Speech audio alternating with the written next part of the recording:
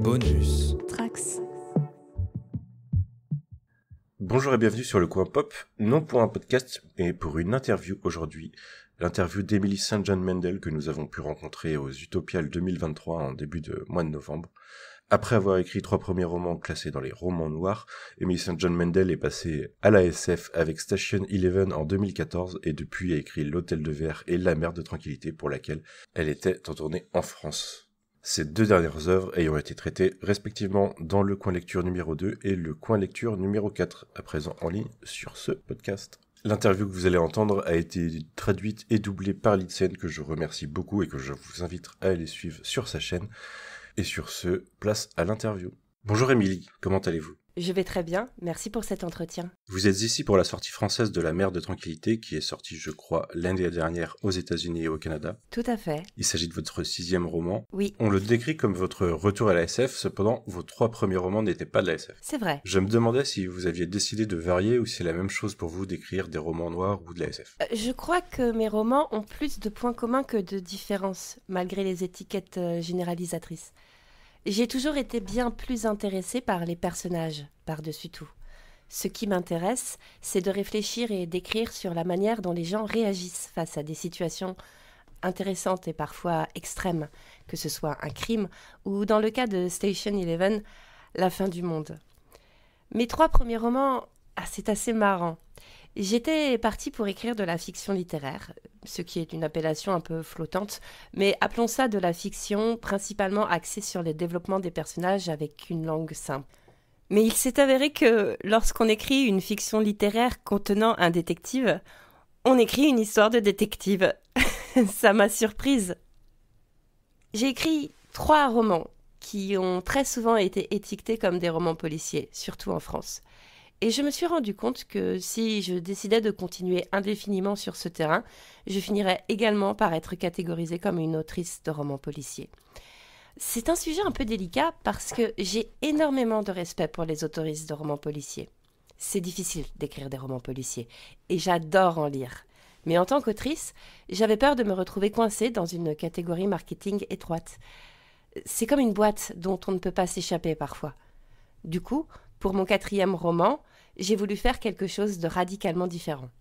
Je voulais écrire sur la vie d'actrice itinérant dans un désert post-apocalyptique, un élément issu de la boîte SF. C'est parfois difficile d'éviter ces catégories étroites. Mais j'aime les romans policiers, j'aime la science-fiction, j'aime l'idée qu'un livre puisse être plus d'une chose à la fois.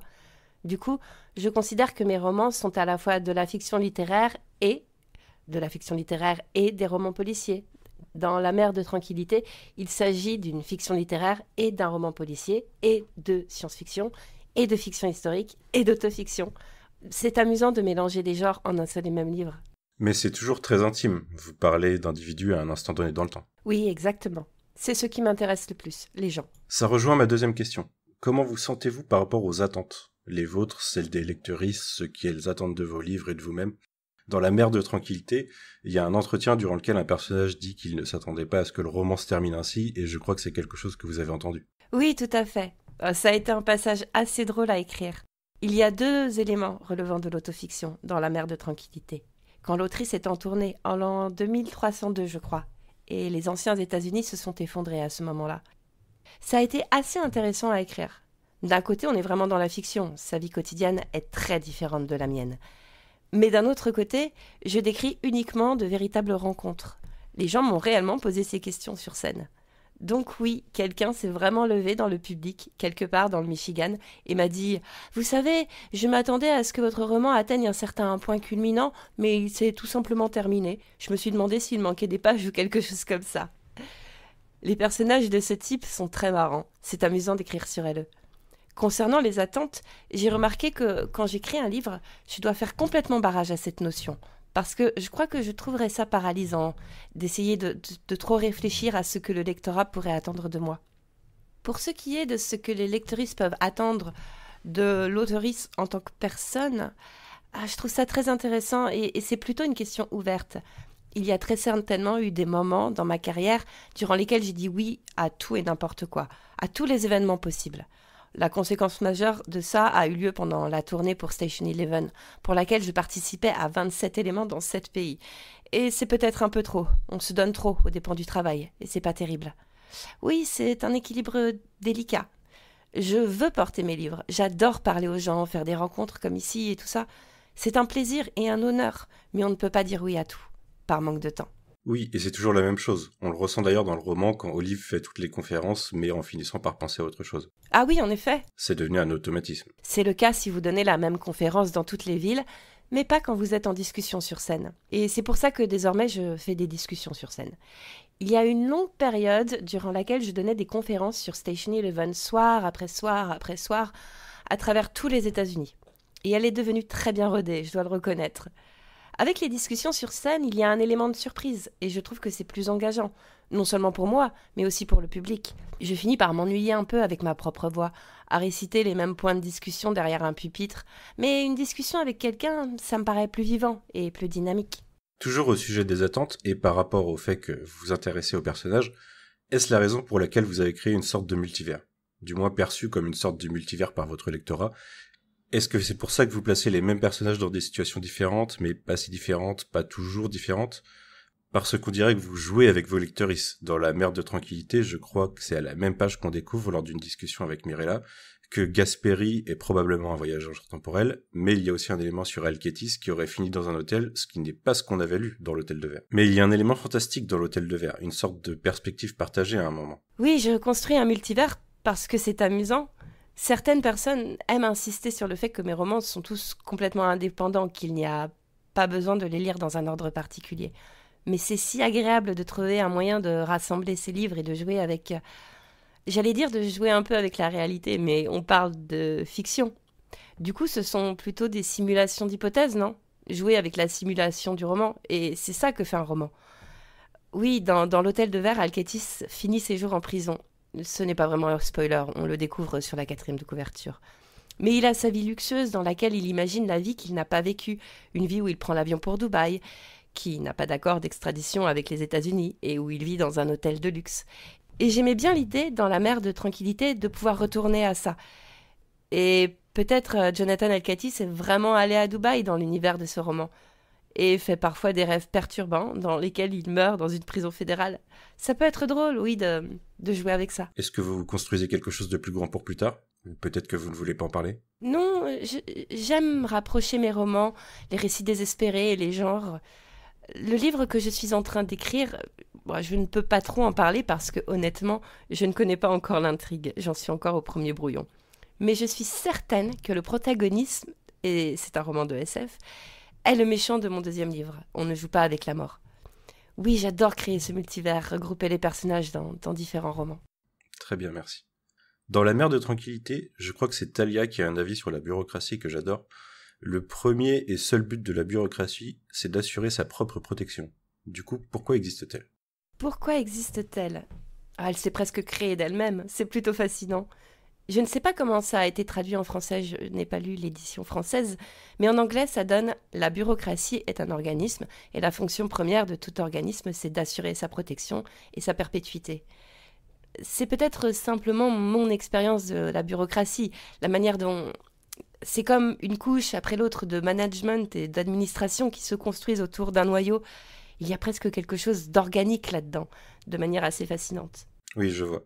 Et je trouve ça assez triste, parce que c'est toujours, on l'utilise toujours, on appelle ça bureaucratie, on appelle ça la machine, on lui donne plein de noms, mais en vérité, ça a tendance à déshumaniser les gens. En effet. Et le paradoxe bizarre, c'est que ce sont des gens. Ce sont tout simplement des gens qui vont au travail et qui font leur boulot. Et pourtant, tous ensemble, ce sont un peu comme les cellules d'un même organisme. C'est un phénomène intéressant. Les cellules n'ont pas besoin de comprendre ce qu'elles font. Oui, effectivement. Ce n'est pas aux cellules de comprendre. J'aimerais aborder un autre sujet, je crois que c'est Olive qui en parle pendant une conférence, du fait qu'on a beaucoup de dystopies, et dans 300 ans ce sera la même chose a priori, et du fait que le réel influence la fiction. Mais est-ce que la fiction influence le réel pour vous ? Je ne sais pas. C'est une chose à laquelle je réfléchis aussi. Parce que tous ces passages avec Olive sont d'une certaine manière une réponse à la réalité actuelle. Je vis aux États-Unis, une nation qui devient de plus en plus ingérable, fracturée et divisée. C'est l'impression qu'on a en y vivant. On n'a pas l'impression qu'il s'agit d'un seul et même pays, mais au moins de deux. Et il y a un phénomène que je trouve assez perturbant concernant ces gens qui traversent le pays pour aller vivre dans des régions qui correspondent davantage à leurs idées politiques. On a les États rouges et les États bleus. Ça s'arrête où ? Surtout si on perd conscience de la réalité, et c'est le cas. Un énorme pourcentage de la population croit que Trump a gagné les dernières élections fédérales. Ce n'est absolument pas le cas, mais elle le croit sincèrement. L'issue est plutôt sombre, pour le dire gentiment.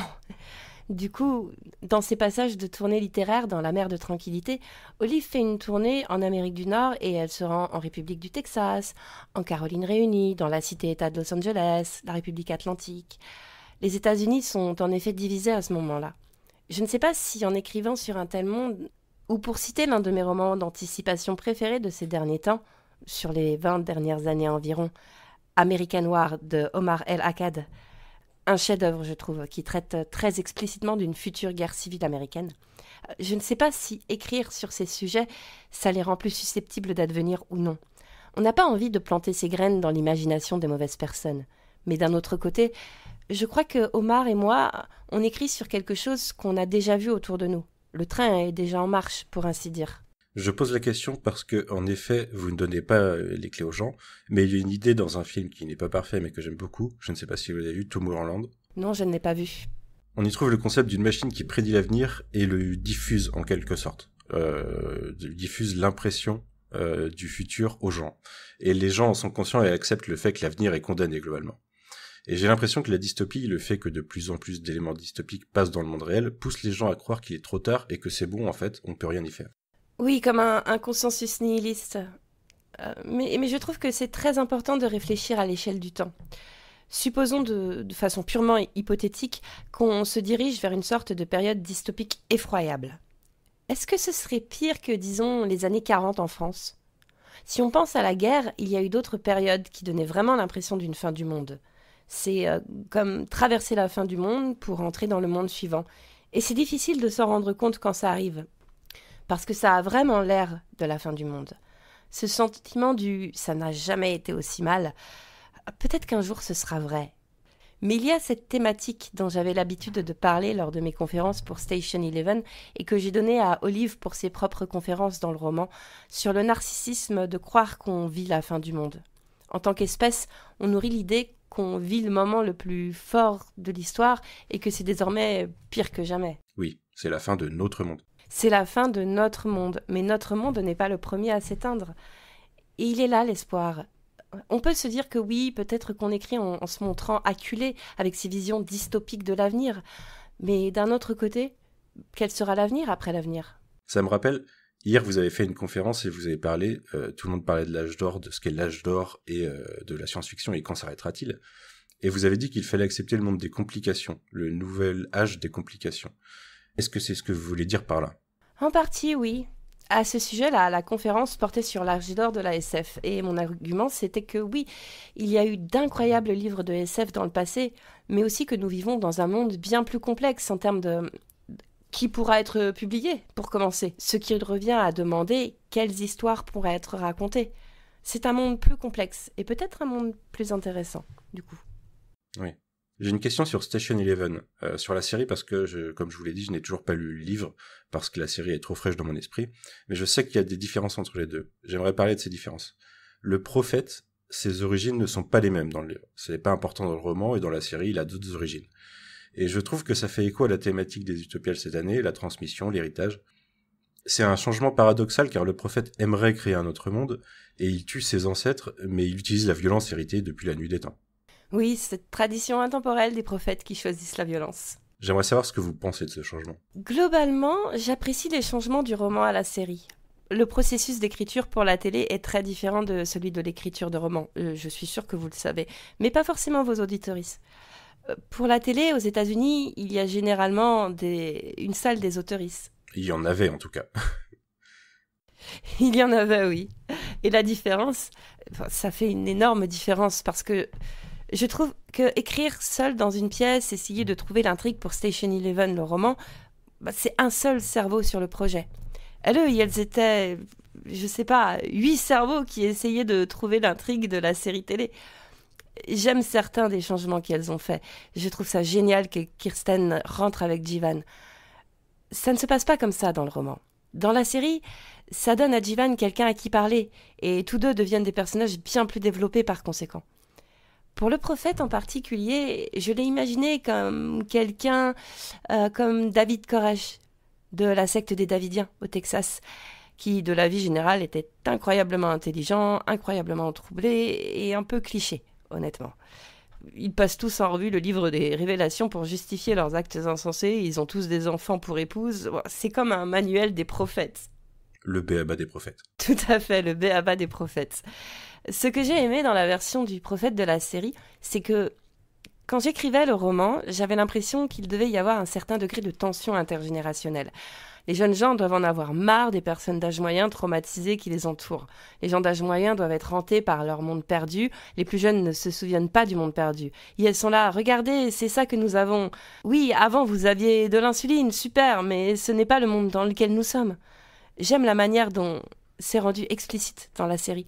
Et j'ai trouvé que c'était un choix très intéressant. Je crois que ces changements dans la série, ils font écho à ce qui est pour moi l'un des plus grands plaisirs de l'adaptation.